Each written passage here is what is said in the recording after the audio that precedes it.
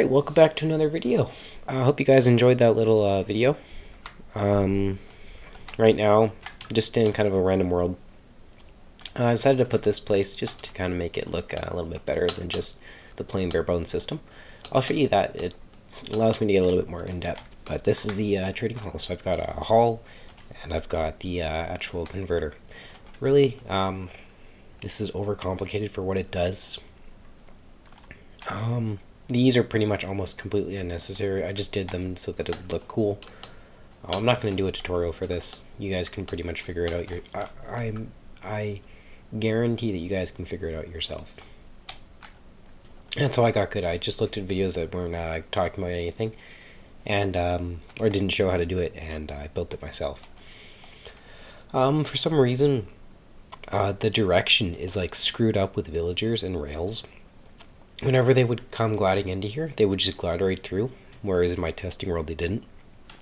So I don't know if there's something there or not, but yeah, it was weird. So, like this video, like the first video talked about, or like that first video showed you, this essentially what you do is you pick a profession that you want. You click a villager. Sorry, my voice is really bad right now. There we go. You request a new villager, they come and they get put into that profession that they want, and that's just done by this kind of like a button selector panel almost. And sends them into their little chamber. Then it's got a timer. Timer also screws up on different things in different parts of the world. For some reason it's longer or it's shorter. Doesn't make sense. Sorry, I just got a cough again.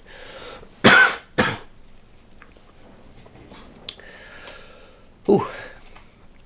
Yeah, so timer stuff comes out, and then they go over here and the zombie gets focused on them. That's why all the villagers have to be a certain distance away. Yeah, I'll explain that a little bit more. But the zombie then kills them, or zombifies them, and you can only guarantee zombification in hard mode. They can die in normal mode, so what it does is this system also detects when they die, and it sends the minecart off no matter what, if it's full, if it's has a zombie villager in it or not. If it has one, it goes off. If it doesn't, it just goes into a cactus, and then I collect them.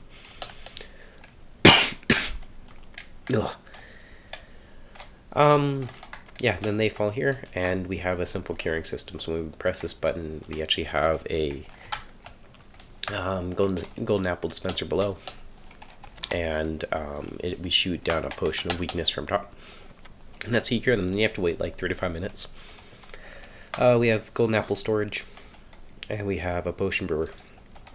So this automatically brews splash potions of weakness when this lamp is off. It's just an indication to be like, okay, you know what, you gotta press this. It brews some more, and then sends it up and fills it up again. Just some general rules when using the farm. A couple buttons like rezombify, risk of death, use it on discretion. That's only in normal mode. If it's hard mode, you're going to get a zombification for sure. And send a trading hall. So when you send a trading hall, they fall into their own respective slots. Where as long as you have their workstation, they don't actually lose their trades. If you kind of straddle them between two workstations, you can keep their trades and they don't actually lose them. So you can see like these guys, I got it down from 15 to 5 just with one for blast protection. 32 to 33, I think that's because I killed someone in front of him. Same with this guy, I think I killed someone, so the prices went up.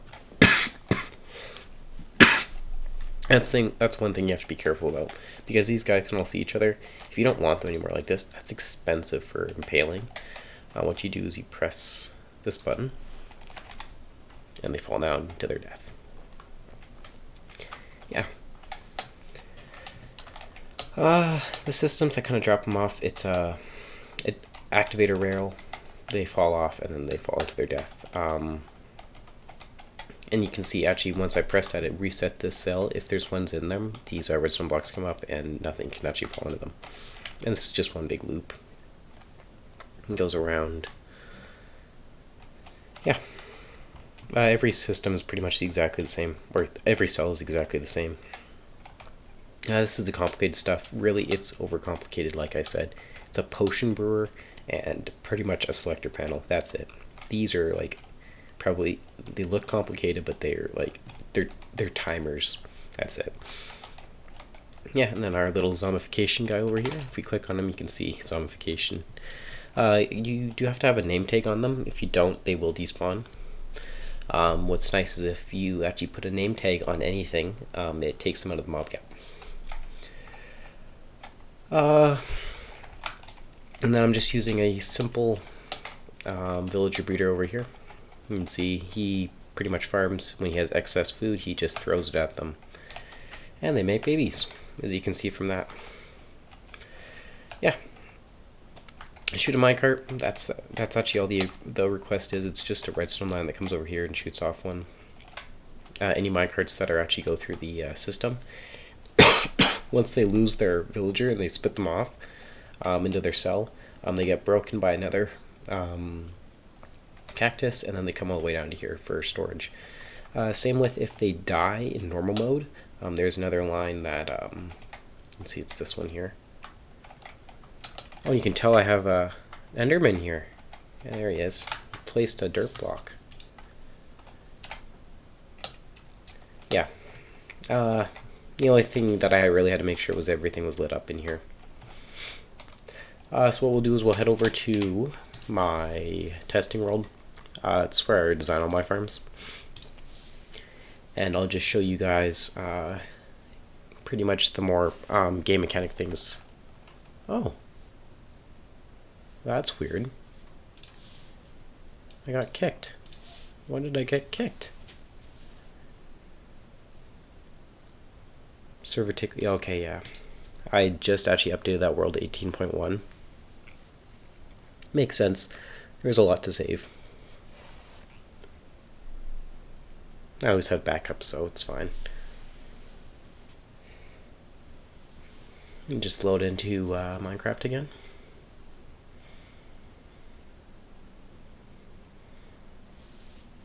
Haven't had that happen in a while.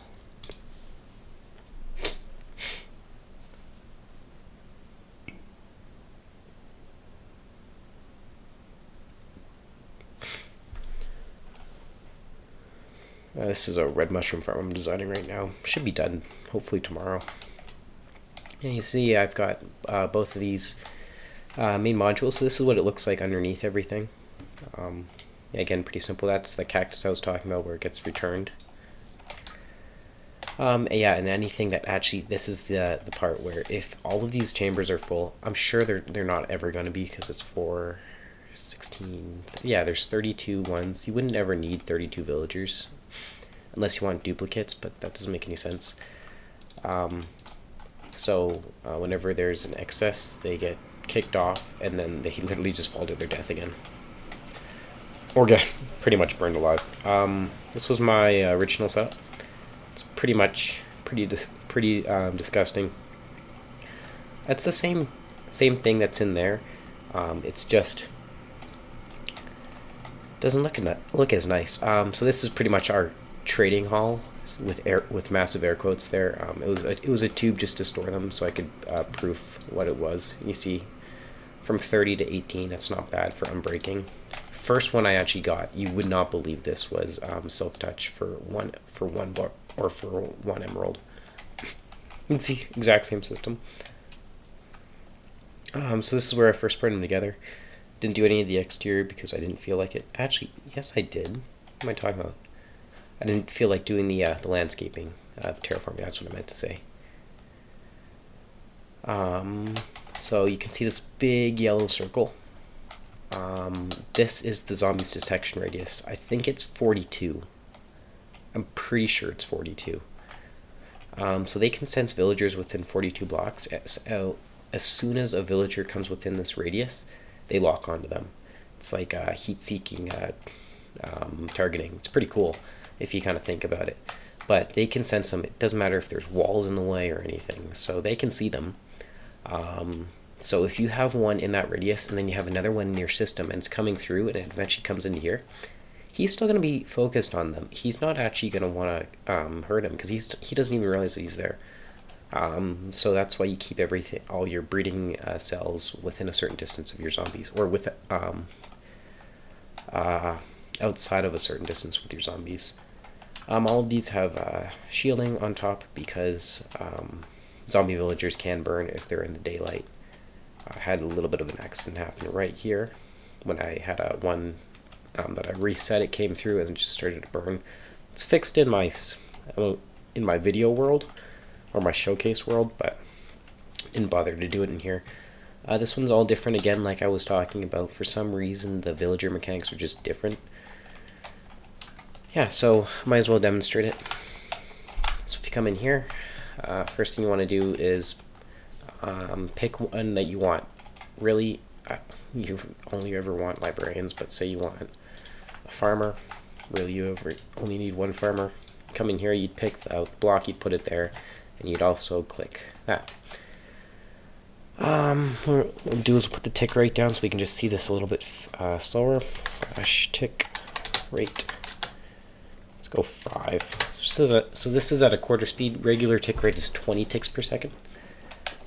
Just so I don't blow anything up, because I know I'm going to misclick. I've done it before, and I've learned my lesson. So we should get a farmer. So what we should see over here is, you see that?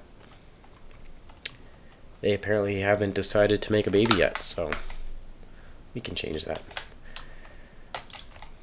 And speed up the process for them. If that happens, it doesn't matter, since everything is on a timer. But there's also kind of like mini storage in all these cells, so if one block is in there, it's not going to matter.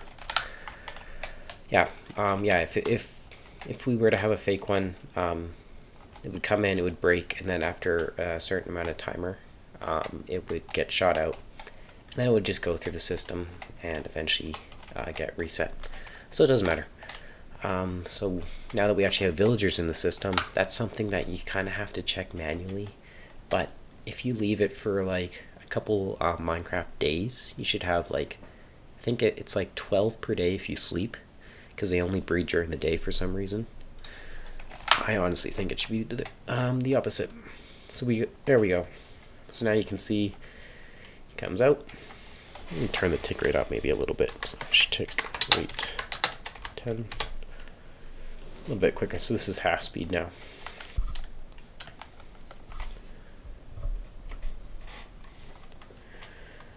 So he comes up and he gets thrown into this cell. And then he's got, I think, about 30 seconds to make up his mind.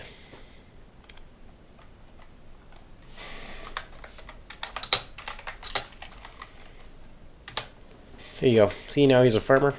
You just turn the tick rate up to full speed. And now he gets that. Comes over here. I don't know if we're on hard or not. I guess he's gonna, oh, he didn't die. Lucky us. So he comes over here and falls there. This is the time consuming process. This is about 3 to 5 minutes, like I said before. So he gets shot with a potion of weakness, and then we hit him with the golden apple. I'm just gonna put this back so. And then he shakes. He has a seizure for like the next, like I said, 3 to 5 minutes. It's quite boring. There's not really a lot you can do. You can really only do one at a time anyway. You can't have like multiple of them stacked up, because like again, you're gonna have the issue of the zombie detecting them, unless you keep all of this stuff close and you put the zombie way far away. But like I said, you can change it up. So like as much as you'd want. And then small potion brewery. This one's honestly, again, overcomplicated. It's too big. I would just go online and see if you can try and find another one. Yeah, essentially have your storage of items up here. So for potions of splash potions of weakness, you need gunpowder, fermented spider eye, water, and blaze powder. Pretty simple stuff. It's probably one of the more easier potions to make. So what you do is you hit a button, you get 3 water bottles, you get your fermented spider eye. Once that's finished, you can actually see it should be waiting up here. Yeah, your gunpowder, and then Once that happens, they just get sent up across. Gee, here it is. Get sent up this one and over. If you wanted to do this properly, you'd probably put these hoppers one lower, and you'd put like droppers, dispensers, composters on top of them, just to reduce the tick rate. But there's not a ton here, so it's not really going to matter. And they just fall into this. And then we have a detector or comparator. If it's full, you get a signal which turns the light on. When the light is unlit, brew more splash points is a weakness. It's pretty simple. Hopefully this guy turns soon. Don't really want to wait. Everyone's impatient. Yeah, I think it's a pretty cool system. I love the fact that you can actually walk in, you can see everything on the inside. I don't know why I have that button there. I love systems like this, especially with white concrete. That's what I'd mainly build in. Redstone, dust, and like just all the redstone components. I think it looks pretty cool, and you throw in some hoppers and some droppers in there, and then the occasional composter. Yeah, plus I like this room too. I love the use of the basalt now, especially the polished stuff. I think it's the most useful, one of the most versatile blocks you can use. Come on, man. Don't take your full 5 minutes, please.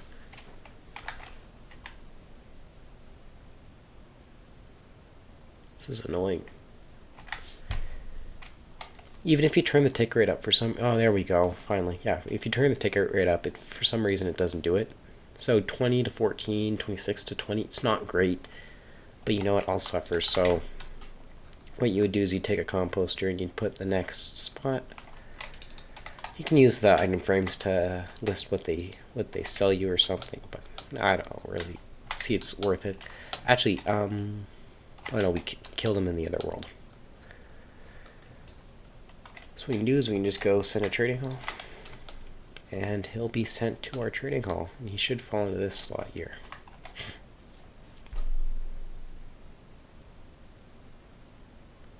Come on. It does not take that long.